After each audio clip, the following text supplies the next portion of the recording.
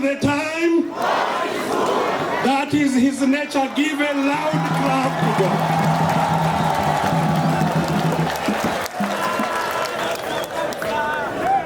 Our Jamaa, Assalamu alaikum wa rahmatullahi wa barakatuh.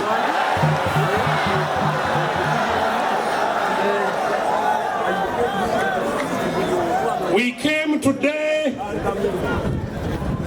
on this very memorable day to thank the Lord who has brought us this far.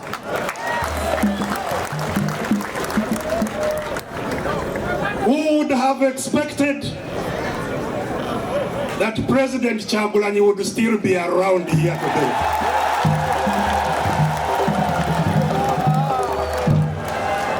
You just heard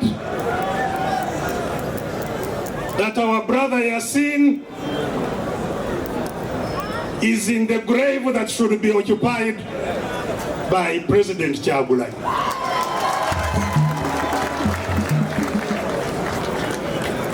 And that goes for all of us. Every day we get out of our homes, we don't know whether we shall go back home. So let us thank the Lord who has brought us this far.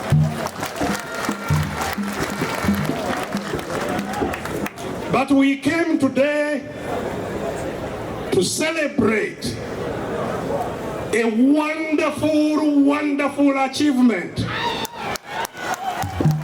by, I think, the youngest political party, but yet the one that has created this wonderful home for itself.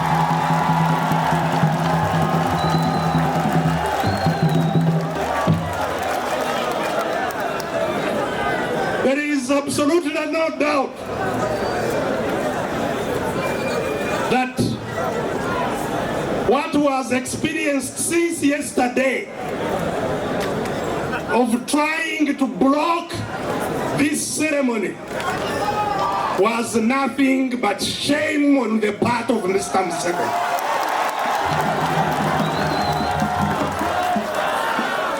And shame on him, Mr. Museveni, again.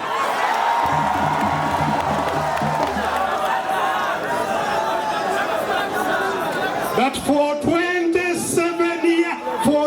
37 years, coming to 40, not only leading a party they say is the ruling party, but also leading Uganda.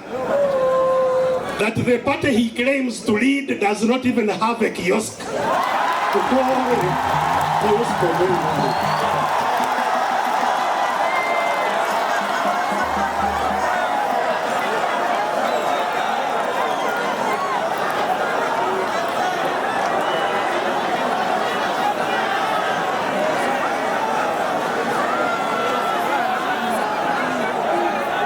the people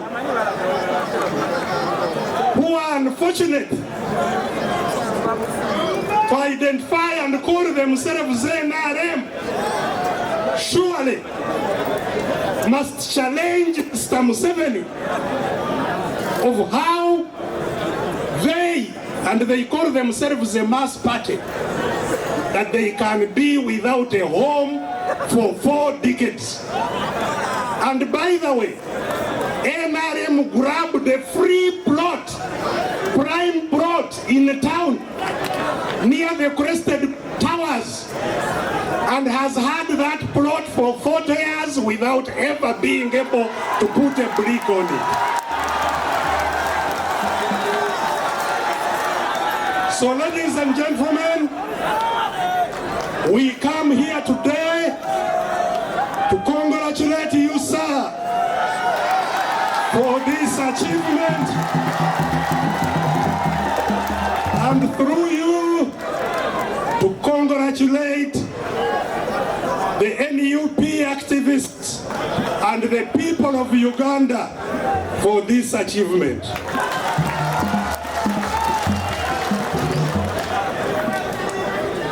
Ladies and gentlemen, when I was asked to make some remarks as we mark this great day, and here at the National Unity Platform, I thought that I should only make remarks in one respect.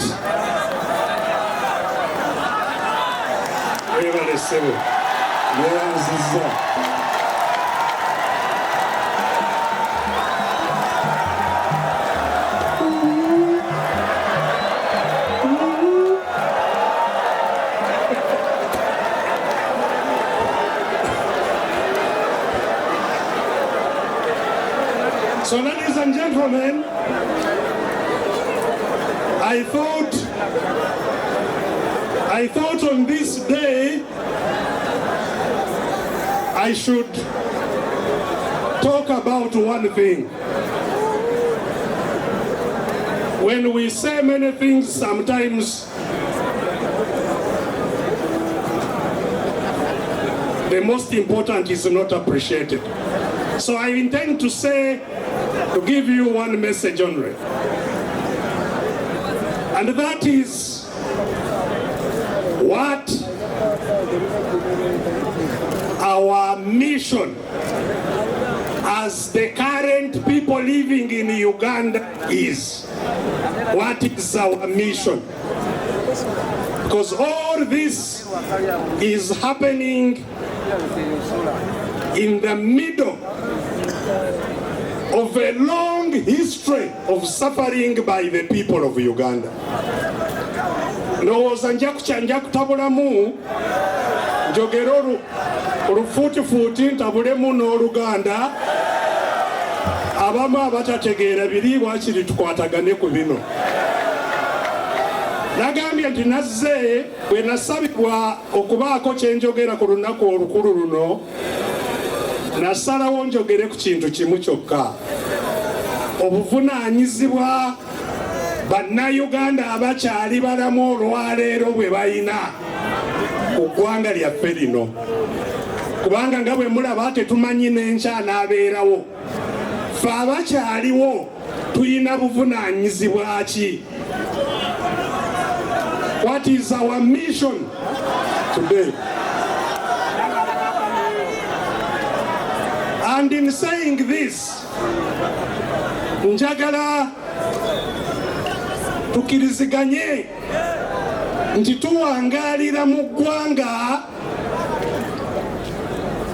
oba agaali amawanga nga gonna gaatuwambibwako. Uganda was not one country, it was many nations. All those nations were captured by the British. Amawanga gaffe gonna gawambibwa abazungu. Era nga nnaku 10 ogwokusatu omwaka ogwa 1900, on the 10th of March 1900, the British, that time led by a representative of the King of England, entered into an agreement with Buganda, which was one of the nations of Uganda. In the agreement of 1900, which was on the 10th of March, Buganda submitted to the rule of the King of England on the 10th of March 1900. And subsequently, the other nations of Uganda submitted to the rule of the King of England. Okuviira ddala nnaku nga 10 omwezi ogwokusatu 1900, eggwanga Buganda lyadda wansi w'omukulembeze wa Bungereza.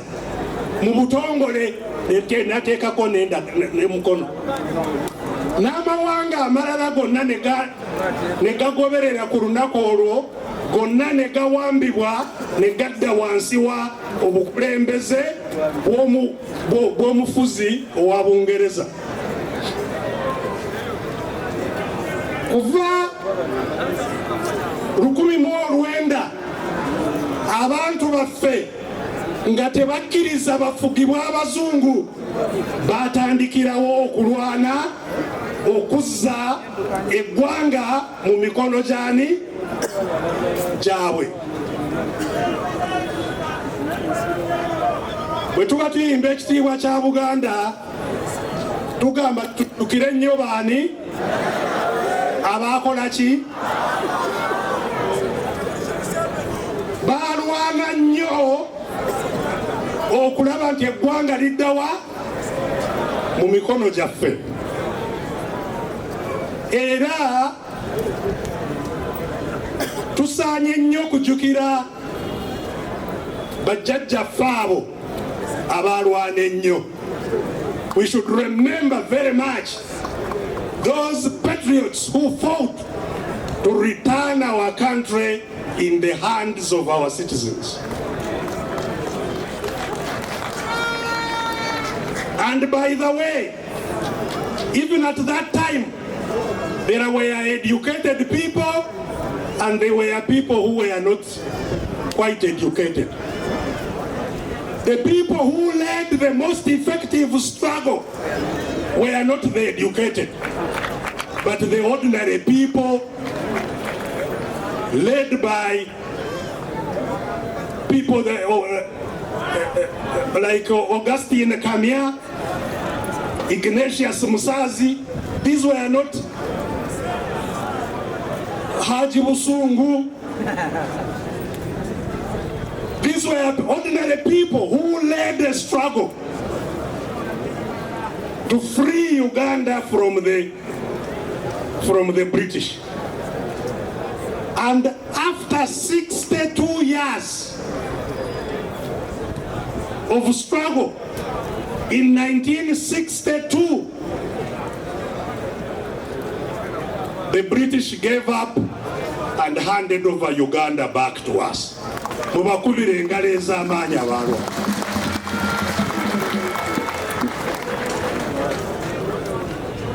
But since 1962, no leader of Uganda has come from the decision of Ugandans to be lifted to the leadership of our country. Every leader since 1962 has bombed their way into office. Every leader has been bombed out of office. Buli akulembeddeko Uganda yaleetebwa mundu.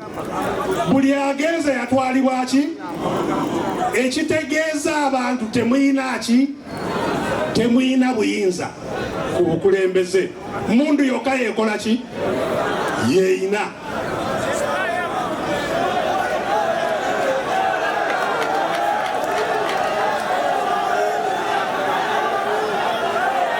Wagala byuma.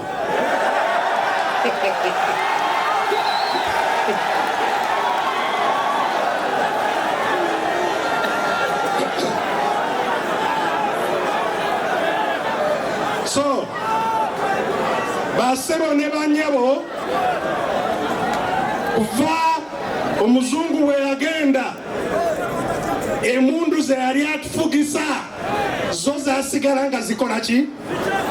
Nga zikyatufuga n'okutuusa leero.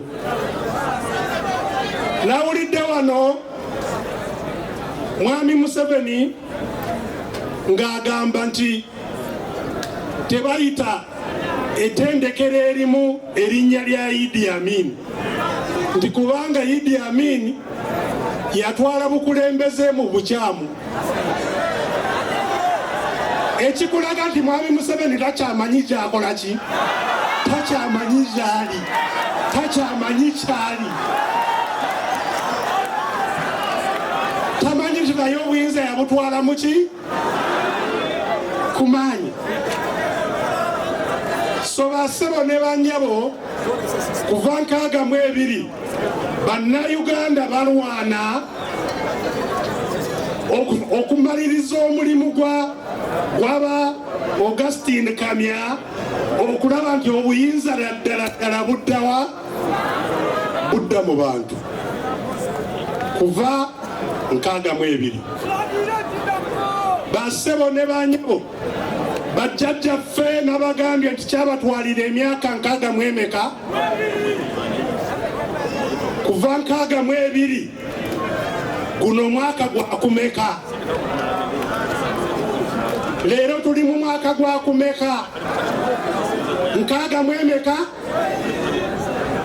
guno omwaka kuva lwe tufuna obwetwaze guno gwe tulimu ogutandise mu Oktoba nga 9 guno omwaka gwa 60 kati bajjajjaffe abatayina masimu kwogeraganya kutegeera ekigenda mu maaso abatayina mamotoka abatayina kintu kyonna oba bawangula omuzungu mu myaka 62 kati ffe na buli kimu guno mwaka gwa 60 mwagala nagwo guyitewo n'omwaka guno nagwo guyitewo ne bajjajjaffe kye bakola kituleme kye tukyaliko. So basebo ne banyebo nze message eyandeese wano njagala kubasoomooza nti omwaka guno ogw'62 guyina kuba gwakyawula ntamu. Tekewo ki nsalasale tekewo ki nsalasale 60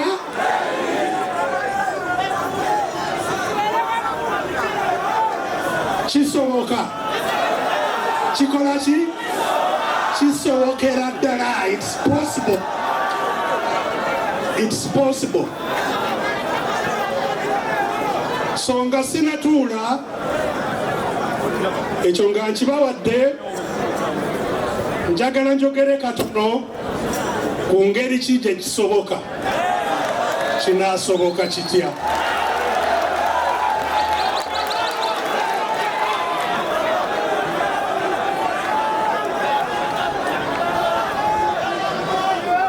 Nsuubira nti bwe tuguno bwe guba guli mwaka gwa 62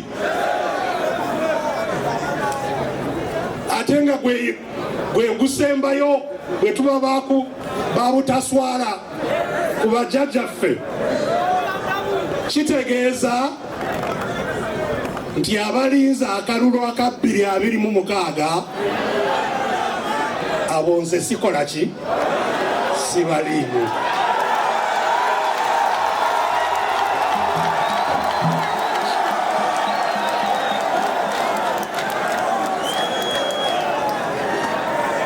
Kubanga okusooka eyo wala nnyo ate nga kisoboka mu kiseera tulina. Basebo ne banyabo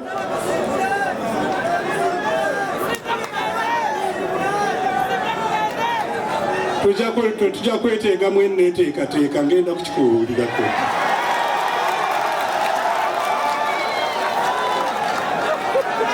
Bwe kiba kyakusoboka okusooka tulina okuwangula ebitutadde mu mbeera eno okutuusa na leero, ebikozesebwa okutuleka mu mbeera y'obusibe n'okutuusa leero tulina okukola ki kubiwangula. We must defeat the tools that have kept us captive up to date. And I have been telling my colleagues that there are 4 tools that have kept us captive. Waliwo ebintu ebina ebikulu ennyo ebikozesebwa okutuleka mu buwambe bwe tulimu olwaleero. Ekisooka z'emmundu ziri okutiisatiisa ki? Okutiisatiisa obwongo bwaffe nti buli omu awangaalira mu ki? Mu kutya. Kubanga bajja kutta, kubanga bajja kutulugunya, kubanga bajja kusiba, kubanga bajja kujjako n'akatono k'okola ki? Koyina. Buli omu awangaalira mu kutya. Era ly'ekkubo lyabwe erisooka eritukuumira mu mbeera ki? Eno yennyini. So bassebo ne bannyabo, njagala kusaba buli munnayuganda ayagala okubanga Uganda agiyita nsi ye, tuwangule okutya. Njagala bwe njogera ekyo njagala mutegeere nti teri atatya, era atatya omutyanga. Buli omu akola ki? Buli omu atya. Nange wano singa kibwatuka nsobola okudduka. Buli omu akola ki? Naye tuyina okweteekamu embeera okukola kye tuyina okukola newankubadde tukola ki? Tutya. Nga tuyina okukola ekirina okukola ki? Okukolebwa. Tuyina okukikola. Era ekikuleetera okukola ky'olina okukola newankubadde otya kukkiriza. Bw'oba olina okukkiririza mu ky'oyagala okukola, oba otya oba totya ajja kukola ki? Ojja kukikola. So tusaanye kusitula okukkiriza kwaffe kubeerewa waggulu. We must raise our faith. Faith defeats fear. We must raise our faith that yes, and of course God is on the side of justice, God is on the side of right, that by the grace of God and our action we shall regain our country. We must raise our faith. We must raise our faith. Secondly, kyetulina okuwangula ekyokubiri, eyawamba ensi yaffe eyawamba bugaga bwayo era abukozesa nga bwakola ki? Nga bw'ayagala. Era bw'awulira nti wano mukoze ebyetendo ajja kutandika kubuuza ani ebyo abikulembera, alaba oba asobola kumuwa ki? Kasente byabadde akola akole ki? Abiveeko. Bwe tuba bakufuna kye twagala tulina okuwangula ssente z'omulabe nti ne bwazireeta bw'oba osazeewo ozirye naye ozirye era n'osigala okola kyokola ki? Naye kiba kirungi n'okuzikwatako bw'otokola ki? Bw'otozikwatako. Bassebo ne bannyabo, ebintu bino mbibagamba kubanga bwe tubiteekako essira nga bwe mbagambye teri kigaana. Tetujja kutuuka gye tulaga nga tetuyise mu kubonaabona. Ekyo tebakulimba nti ojja kubanga oweeyagala otuuke mu mirembe gy'oyagala. Tekiriyo. Ojja kuyita mu kubonaabona. Abamu mwogerako ku lutalo lwe twayitamu olw'ekinaana. Olutalo olw'ekinaana olwaleeta Museveni n'okweyagala kwe yeeyagala, yasooka n'akola ki? N'abonaabona. Yayita awazibu. So naffe tulina okwesiba emmeka? Ne bwe ziba essatu ne bwe ziba ennya, twesibe tumanye nti kati wasigadde emyezi emeka mujja kusigala nga mugibala. Ogwekaaga mu ebiri nga tegunakola ki? Nga tegunatuyitako. Mwesibe ebbiri tulabe nti oba afulumya sente zenkana ki oba zenkana ki tusigala nga tukola kye tulina okukola ki okukola. Ekyokusatu kye tulina okuwangula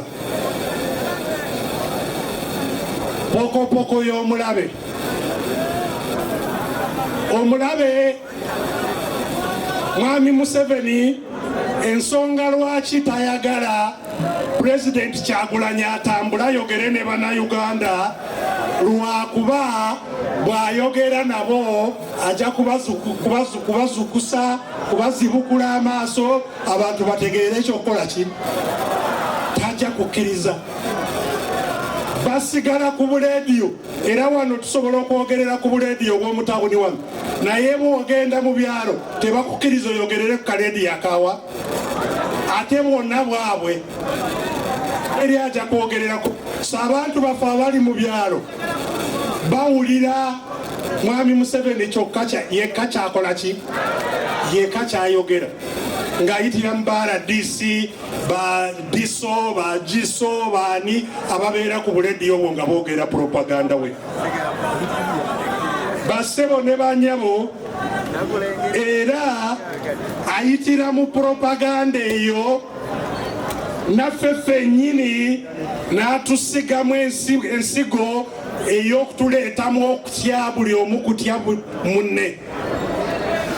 Simanyi mukitegeera propaganda aleeta buli omu kutya ki munne.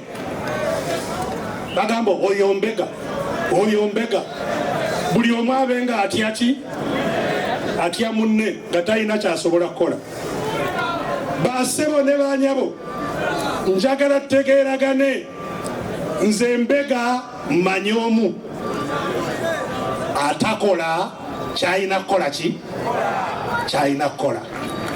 Bwe tugamba tugende nenkulaba nga osala panya ate nga tugenda manya nti gwoli ki si kubanga waliwo ambuulidde.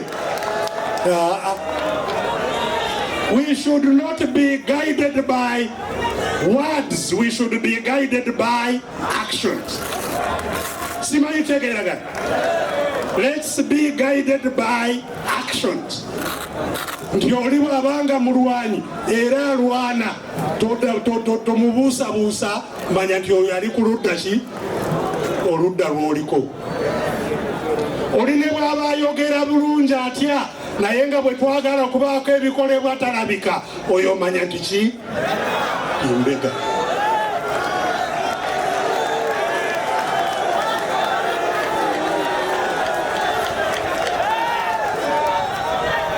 Bassebo ne banyabo ensonga ey'okuna gye tulina okuwangula ate nga yesembayo gye njagala okukoonako y'ensonga ey'oyo eyatuwamba okutwawulayawula oba oliawo n'okutukoonaganya. Okwawulayawula n'okukola ki n'okutukoonaganya. Kubanga abawambye eggwanga lino bantu batono nnyo baali batuwe bati. Kati ffe abangi okusigala nga bakyatuwambye ebbanga lino lyonna balina okutukutulamu bitundu bingi nnyo ate oba oliawo tube nga twekuba ffekka. Mu kifo ky'okutunuulira eyatuteeka mu mbeera eno ng'otunuulira munno omuwambe nti ye mulabewo. Simanyi tuli ffenna bwe tubanga tuli akuwangula omulabe n'olweto tulina okwegatta tusigale nga tuli kitole tulwanire wamu bega ku bega okutuusa bwe tutuuka gye tukola ki gye tulaga.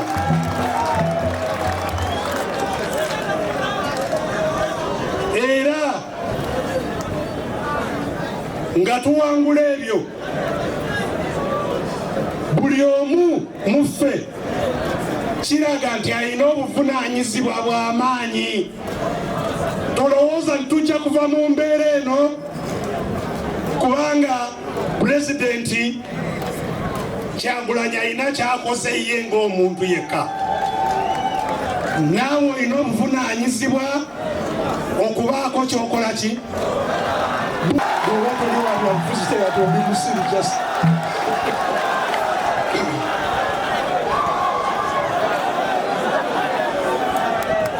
kubanga omusolo gw'osasula ani agugereka byabufuzi. Omusolo gw'osasula kyegukola ani akisalawo byabufuzi.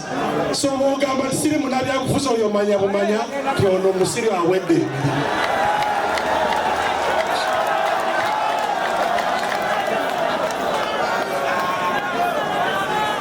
So buli omu, let everyone, whether you are civil society, the struggle we are on is not a partisan struggle. Olutalo bwe tuliko lwa kufuna eggwanga si lwa kulwanirira bibiina leero. Simanyi tukitegeera. Leero lwa kufuna ki? Eggwanga nabagambye kuva 1900 kuva 1900 na leero ng'eggwanga teriri mu mikono gyaffe. So olutalo olusooka missoni yaffe yakuddamu kufuna ki? Gwanga mu ngalo. Bwe tufuna ggwanga ebirala byonna bijja kutereera. Tusooke tufune eggwanga. So bassebo ne banyabo, oba oli munnaddiini era njagala obubaka buno bugende eri bannaddiini bonna.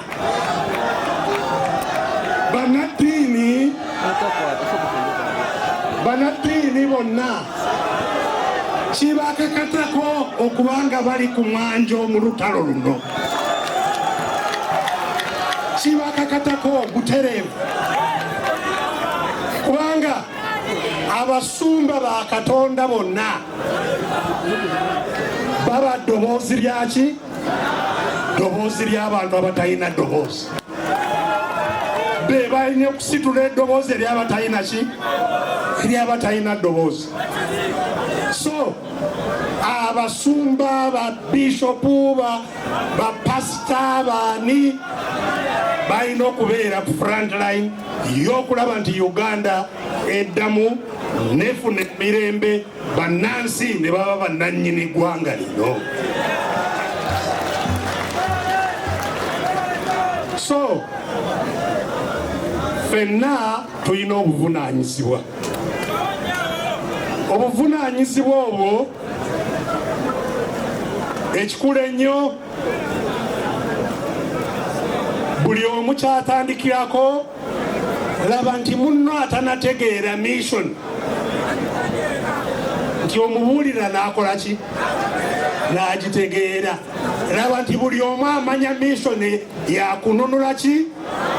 Gwanga ategeere ti emission gye tuyina kununula ggwanga lyaffe. Era omunyonyole nti kisoboka. Era ekyo bwe tukiyitako nabagambye nti eggwanga lino tetujja kulinunula nti kubanga batufuze nnyo kati batusonyiwe ne batuleka. Tulina okulwana. Tulina okukola ki? Tulina okulwanira eggwanga lyaffe. Era abalwana bonna bazimba ebibinja. Abalwana bazimba ki? Towangaala wekka nti nze ndi wano njagala nkyukakyuka. Beera ku ekibinja mwokola ki? Mwogwa nga kibinja ekyo kirina missoni yakununula ki? Gwanga. So tuzimbe ebibinja. Era enzimba y'ebibinja abakulembeze bano bonna bwe buvunaanyizibwa era babadde bandaga nga bwe beetegeka okulaba nti ebibinja byonna bikola ki? Bizimbibwa. Era ngenze ndi mumativu nti chairman Nyanzi ne ttiimu ye n'abalala bonna mulimu bagwina mu ngalo ogw'okulaba nti ebibinja bikola ki? Ebibinja bizimbibwa.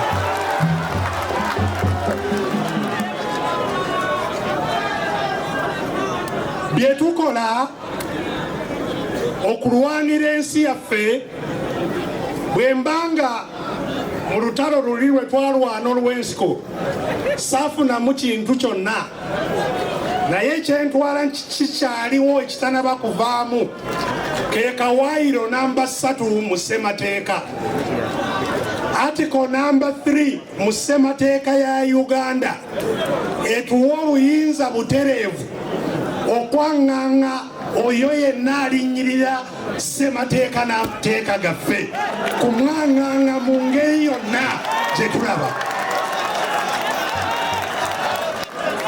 We have power from the Constitution to fight by all means okulaba nti abalinnyiridde ssemateeka abatulugunya abantu baffe ababuzizzaawo abantu baffe abatta abantu buli lunaku mu bumenyi bwa ssemateeka nti abantu abo tubajjawo mu ngeri zonna tukkirizibwa. So bwe bakubuuza nti bino obikola ng'ani bagambe article namba meka? Article namba 3 yatuwa obuyinza. So basebo ne banyabo nga mbaliriza ebigambo byange njagala okubategeeza nti abo bonna abafudde ate bangi bw'obala kuva emabega bangi nnyo bayitirivu abafudde. Lisiti ezo z'olaba buli kibiina kiri mu lisiti ey'abakoze eki ey'abafu ababuze abakoze eki.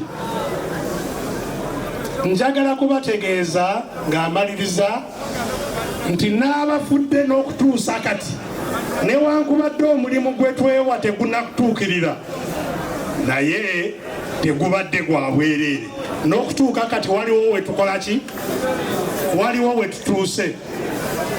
Temulowooza ti mwami Museveni ono gw'olaba ayogera byatakyamanya nti ye Museveni oli yasooka. Entalo zayiseemu ze tumuyisizzaamu nga tunyeenya era kati wali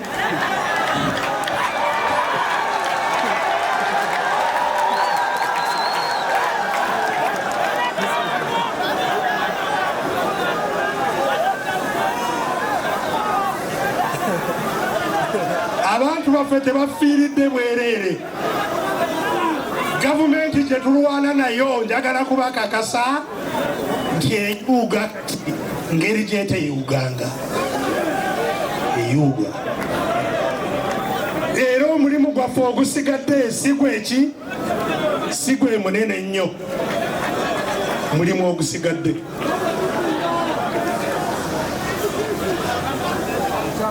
Mwenna mwina baganda bammwe abali mu bitongole bikuumaddembe oba ebyandibadde bikuumaddembe bonna abali mu magye abali mu poliisi abaliwa nabo bennyini bali bubi mu ngeri empitirivu ennyo era nabo balinze ffe tubeeko kyetukola ki kyetukola nabo ojja kulaba nabo ekintu nga bakiyingiramu nga kikola ki nga kiggwa. Abaali ab'ebweru nga bawanirira mwami Museveni era abamutuleetera okutulumya nejatutuuse negyetutuuse ab'ebweru abamutaddemu ssente abamutaddemu emundu abamutaddemu ki nabo we tutuukidde wano balaba nti kino tekikyasobola kuwagirwa. Nabo kati bakola ki? Nabo kati bakisembera wala era ndowooza mwawulira World Bank gye babadde beewola nayo yataddewo ki? Akasumuluzo. Muwulira abantu babadde bagenda kusuumula mu Amerika nti bagoowa nabo wiiki eno bakoze eki? Kasumuluzo nako bakatadde. N'ebirala ebirala bijja kuddako. Ekikulaga nti n'ab'ebweru bamaze okulaba nti kino tekikyalina kye kikola ki tekidda. Ate oba atandise n'okuleeta oli mutabanyiwe.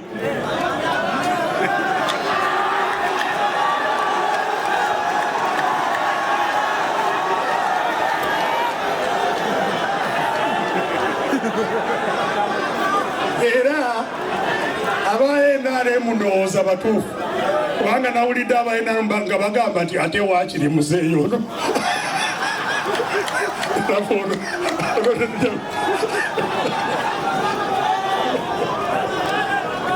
So bino byonna bubonero obukulaga ti ekiseera kikoze eki, ekiseera kiweddeyo, ffe tukyabaleesewo obuteetegeka bwaffe. N'olwekyo mbasaba era okukolera awamu. Sizze ku Unity Platform ku lwa ofiisi yokka, njagala tutambulire bufa wamu ffenna bega ku bega.